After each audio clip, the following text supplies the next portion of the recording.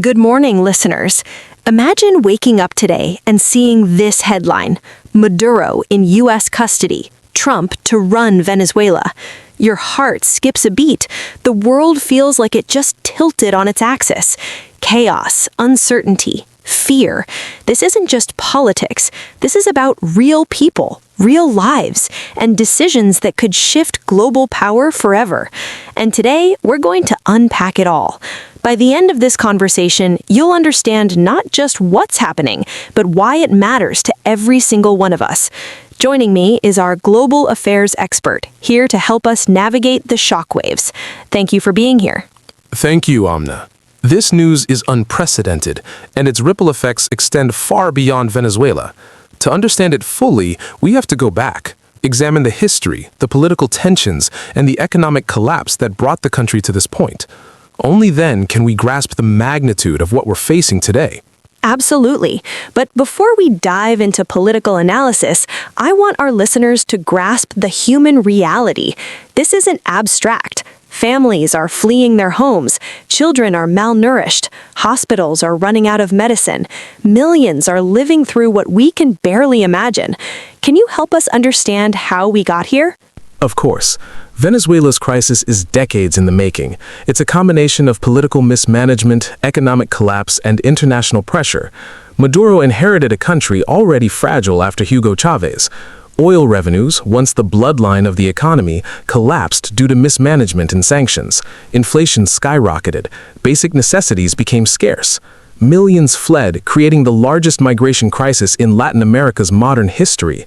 And now, with the U.S. arresting Maduro, the stakes have just skyrocketed. Listeners, think about that for a second. 7 million people have fled Venezuela over the last decade. That's roughly 1/5 of the population.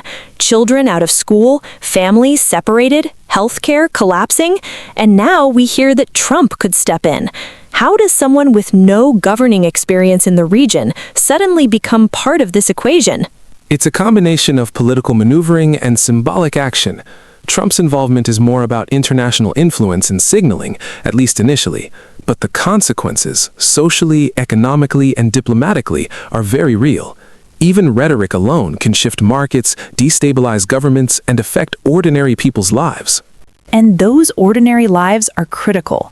UN data shows over 5.9 million Venezuelans are displaced across Latin America. Hospitals lack basic supplies. Food insecurity affects over 80% of households. Imagine trying to survive that day by day. This isn't abstract, it's survival. Let's rewind and provide more context. Venezuela was once one of the richest countries in Latin America thanks to oil. How did things fall apart? The story begins decades ago. Hugo Chavez came to power promising equality and social programs funded by oil wealth.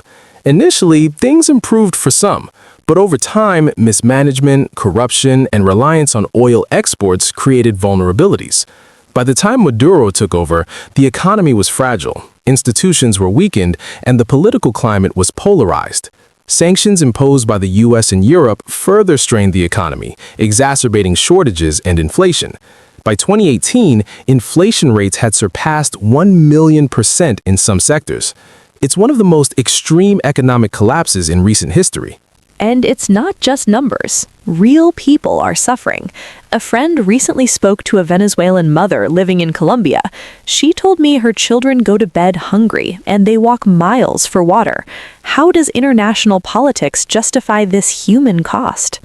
It's a tragic consequence. Policymakers often focus on governments and ideology, but civilians bear the brunt. Humanitarian aid must remain neutral, but unfortunately, in high-stakes political environments, aid often becomes a tool of leverage. That's why awareness and advocacy are crucial.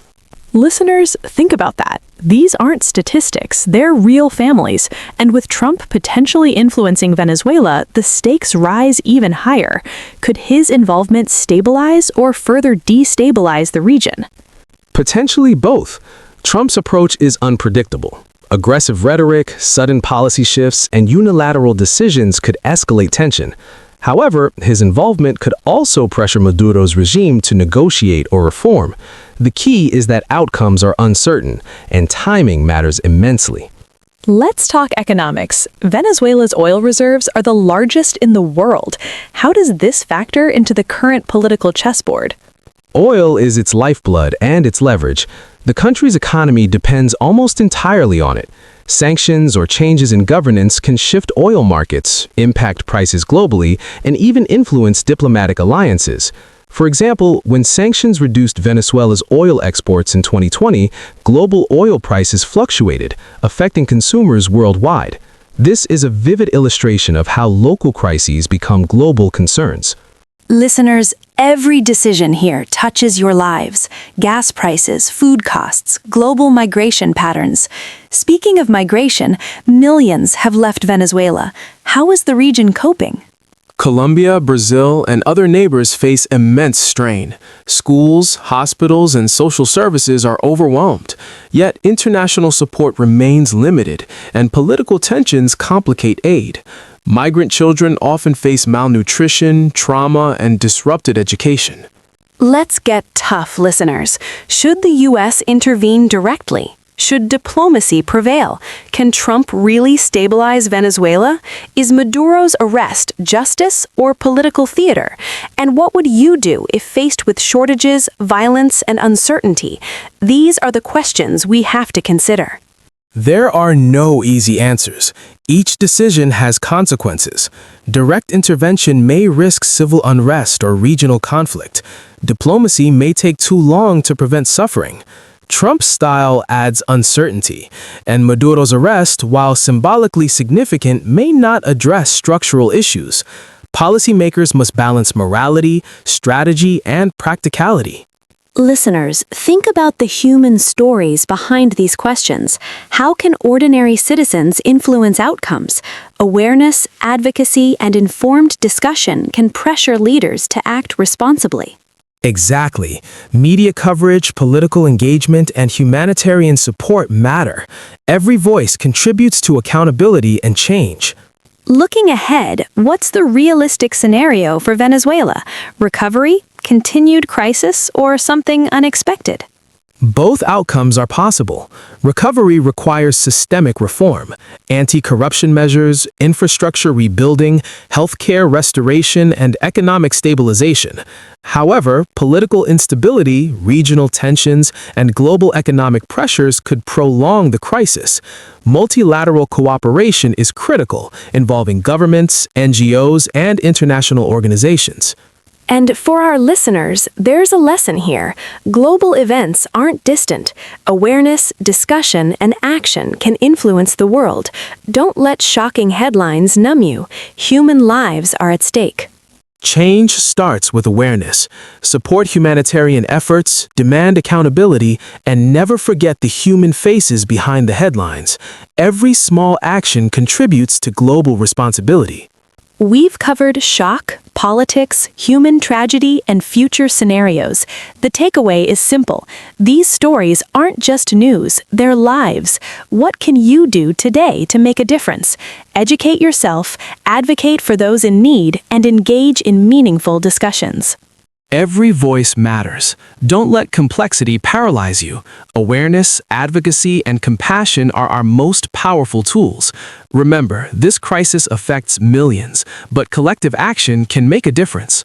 Thank you for joining us, and thank you, listeners, for staying with us through this deep dive. Share your opinions, continue the conversation, and remember, knowledge is power, but action is change. Stay informed, stay compassionate, and stay ready.